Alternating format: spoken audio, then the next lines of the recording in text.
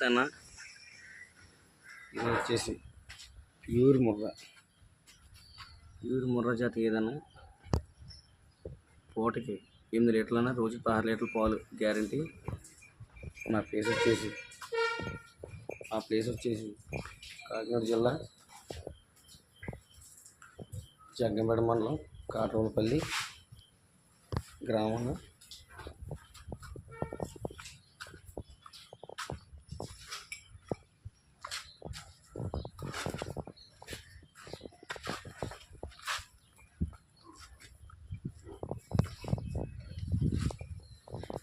మన దగ్గర 360 రోజులు ఇప్పుడు అవైలబుల్గా ఉంటాయన్న.